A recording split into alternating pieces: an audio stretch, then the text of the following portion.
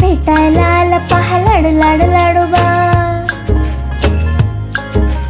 भेटायला आला पहा लाडू लाडू लाडोबा, शब्दांचे बोट धरून आला जणू चांदोबा. नमस्कार बालमित्रांनो, मी रसिका. मी आज तुम्हाला लाडोबा प्रकाशित नागेश शेवाळकर लिखित पवनपुत्र हनुमान या पुस्तकातील एक गोष्ट वाचून दाखवणार आहे. तुम्हाला गोष्ट आवडल्यास आपल्या मित्रांना नक्की पाठवा बरं. आणि पवनपुत्र हनुमान हे पुस्तक घरपोच मागवण्यासाठी डिस्क्रिप्शनमध्ये माहिती दिलेली आहेच.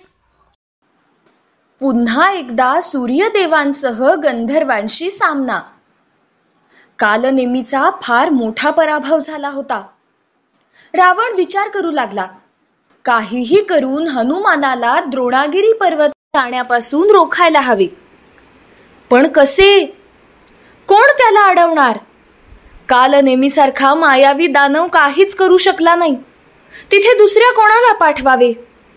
विचार करता करता करता रावणाला एक नाव सुचले. तो आनंदला. त्या काळात रावण 3ही लोकाचा राजा होता. त्याने तत्काळ सूर्यदेवाला बोलावून घेतले. सूर्यदेव आल्याबरोबर रावण म्हणाला, सूर्यदेव, लक्ष्मण बेशुद्ध आहे.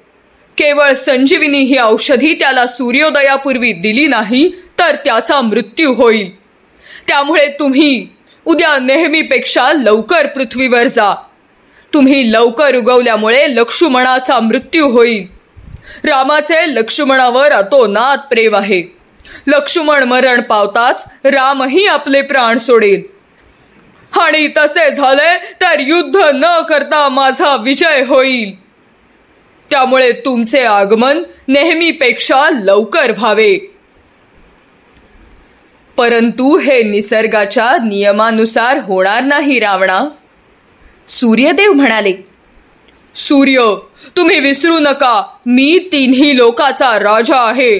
नियम बदलणे हे राजाच्या हातात असते. माझा आदेश आपल्याला मानायलाच हवा. रावणाची आज्ञा सूर्यदेवाला मानावीच लागली. ते तत्काळ द्रोणागिरी पर्वताच्या दिशेने निघाले. तिकडे हनुमान सुद्धा द्रोणागिरी पर्वताकडे वेगाने झेपावला होता. तितक्यात त्याला दिशा उजळताना दिसल्या. ते पाहून हनुमान दचकला. तो मनाशी म्हणाला, सूर्यदेवाचे आगमन होते आहे की काय? नाही, हे शक्य नाही. सूर्योदय होण्यासाठी अजून बराच अवकाश आहे. तितक्यात सूर्यदेव वर येत असल्याचे पाहून हनुमान त्यांच्याकडे झेपावला. ते पाहताच सूर्यदेव म्हणाले, हनुमंता, मला अडवा येऊ नकोस. कारण त्रिभुवनाचा राजा रावण असल्यामुळे मला त्याची आज्ञा पाळायची आहे. तू इथून संजीविनी घेऊन जाऊ नयेस म्हणूनच रावणाने मला लवकर उगवायला सांगितले आहे. खरं तर सूर्यदेव म्हणजे हनुमानाचा गुरु. गुरुची आज्ञा मानणे हा शिष्याचा धर्म. परंतु हनुमानाने सूर्याच्या रथाकडे झेप घेतली. सूर्यदेवाला आपल्या काखेत दाबून धरले. हनुमानाची कृती पाहून सूर्य म्हणाला, हनुमंता, तू हे काय करीत आहेस? तू माझा शिष्य आहेस, विसरलास काय? मी तुला आज्ञा करतो, मला त्वरित मुक्त कर.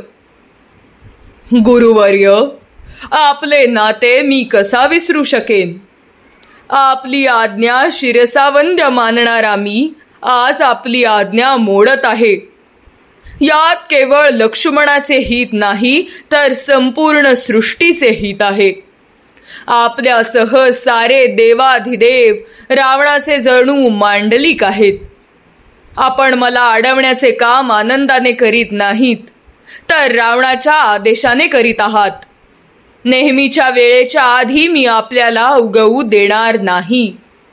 असे म्हणत हनुमान पुन्हा द्रोणागिरी पर्वताकडे निघाला, सूर्याला त्याच अवस्थेत पकडून. तिकडे रावणाला ही गोष्ट समजली. त्याने पुन्हा एका मायावी राक्षसाला द्रोणागिरी पर्वताकडे पाठवले.